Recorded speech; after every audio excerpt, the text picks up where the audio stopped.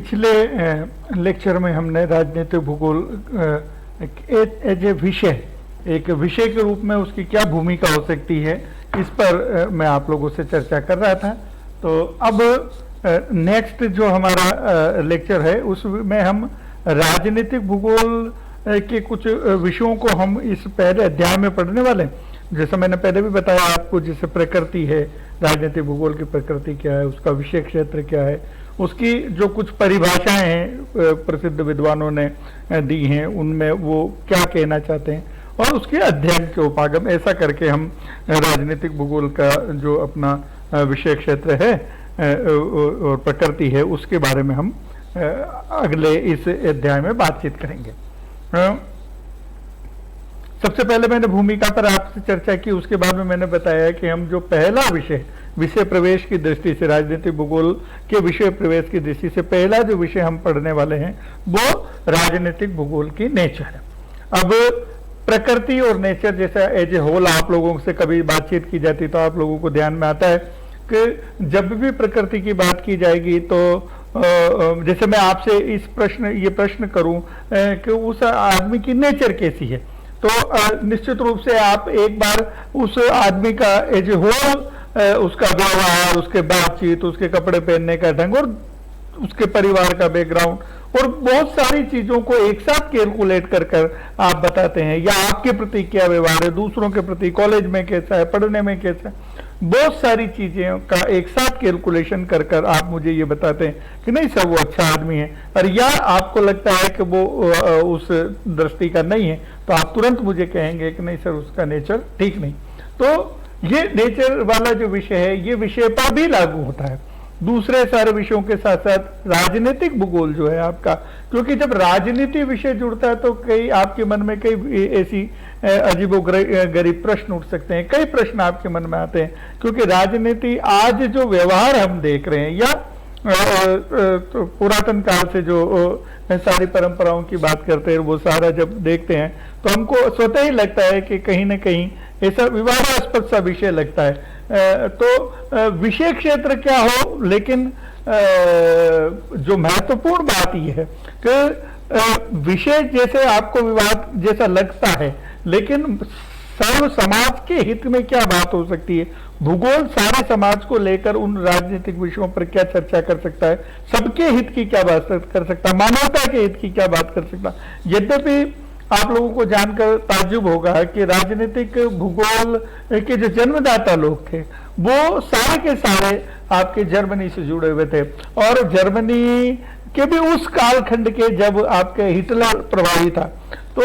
अब आप अंदाज लगा सकते हैं कि इस विषय की किस तरह से शुरुआत हुई होगी, लेकिन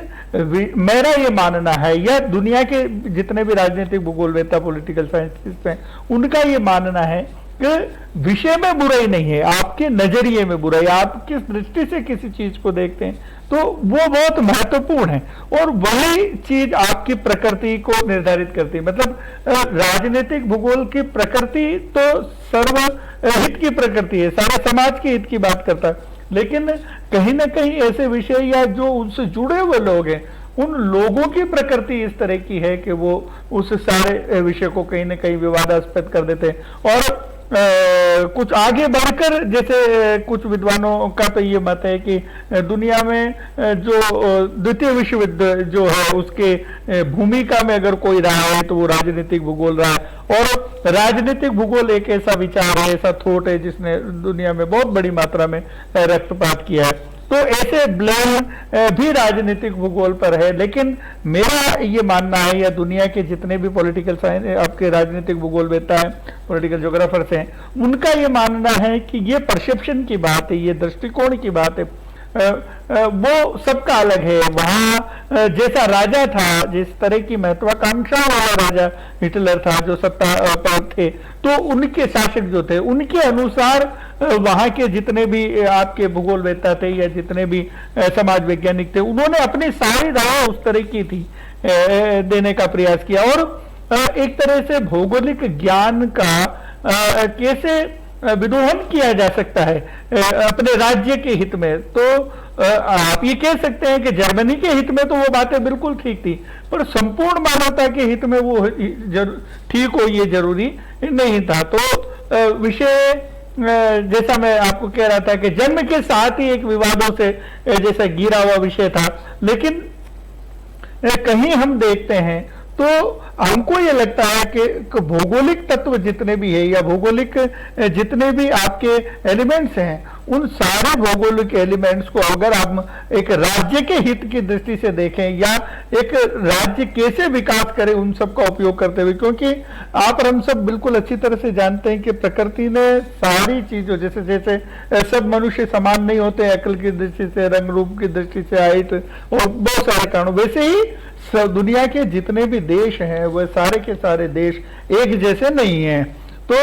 एक जैसे नहीं है तो प्रकृति का अपना एक, मेरा ये मानना है और आप लोग भी इस बात को महसूस करते होंगे कि भगवान कुछ देता है तो कुछ छीन भी लेता है, या कुछ छीनता है तो कुछ ले लेता है। उसका सबसे बढ़िया उदाहरण जैसे अपन देखते हैं कि भौगोलिक दृष्टि से बिल्कुल न्यून जनसंख्या, न्यून संसाधन,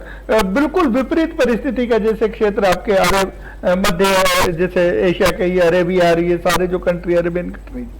तो कुछ भी नहीं था तेल से पहले। मतलब एक व्यक्ति को पानी के एक लोटे के लिए भी व्यक्ति तरसता था ऐसे, लेकिन प्रकृति ने ऐसा खोल के दिया कि ऐसा मन दिल खोल के दिया है पेट्रोल के रूप में, कहा दुनिया के सबसे धनवान और सबसे ऐसा संसाधन जिसके बिना जो अगर नहीं हो तो एक क्षण के लिए भी आपका संसार गतिमान नहीं रह सकता, वो रुक जाएगा। मतलब जब छीनती है प्रकृति तो किस तरह से छीनती है, और जब देती है प्रकृति तो किस तरह से देती है, इसका एक अनुपम उदाहरण। अब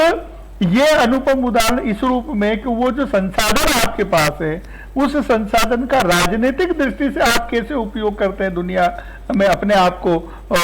इस्टेब्लिश करने के लिए या अपनी सत्ता की सर्वोच्चता को बनाए रखने के लिए, तो वो आपको ध्यान में आ सकता है।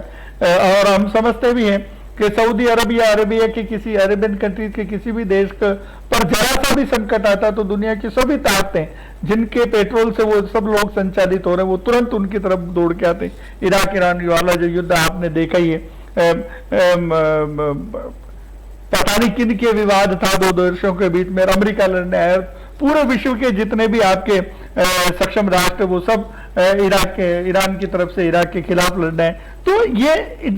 एक विषय जैसा बनता है, एक विचार जैसा बनता है, एक परसेप्शन जो बन रहा है। तो आप लोगों को ध्यान में आया होगा कि ये एक कैसी अजीब सी थॉट है, तो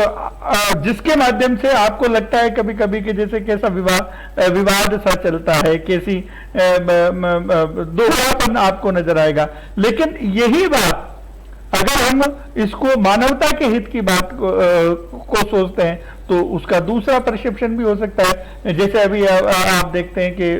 भारत सहित तो दुनिया के कई देश अंटार्कटिका पर हैं, वो अपने शोध कर रहे हैं, मानवता के हित की बात कर रहे हैं, वहां पर जाकर के जितने संसाधन उनकी खोज की जा रही है, कैसे सारे विश्व को उनसे लाभ हो सके, इन सब की बात की जाए। तो संसाधनों को लेकर,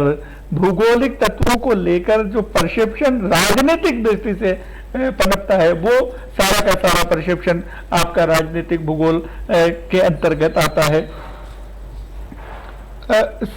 इस विषय में जैसे जैसे आप अंदर तक जाते हैं, सारी बातें करते, तो जैसे मैं भी आपको बता रहा था कि राजनीतिक भूगोल के अध्ययन में आप दो संगठन प्रमुख रूप से, जैसा मैंने पहले आप लोगों को चर्चा की, उसमें एक तो प्राकृतिक घटनाएं हैं और दूसरा आपके मानवीय अध्ययन जितने हैं उनका अध्ययन इन घटनाओं में राजनीतिक भूगोल के अंतर्गत किया जाता है। प्राकृतिक तत्व जैसे हो सकते हैं आपके राज्य की स्थिति है, उसके स्थिति के विभिन्न पक्ष है, भौगोलिक पक्ष है, उसका धरातल है, उसकी जलवायु है, जल राशियां हैं, तथा उसकी प्रवाह प्रणालियां हैं, जैसे नदियां हैं। नदियां आप हम सब जानते हैं कि जीवनदायिनी है, मनुष्य के विकास में बहुत बड़ा योगदान वो प्रदान करती हैं। और ऐसे कई प्रकार की विषय हो सकते हैं जो इससे आपको पूरा करते हैं। कुछ विषयों पर मैं विषय चिंतन आपके साथ फिर करूंगा। अभी इस विषय को यहीं खत्म कर अगले लेक्चर में हम वापस इस विषय पर बात करेंगे।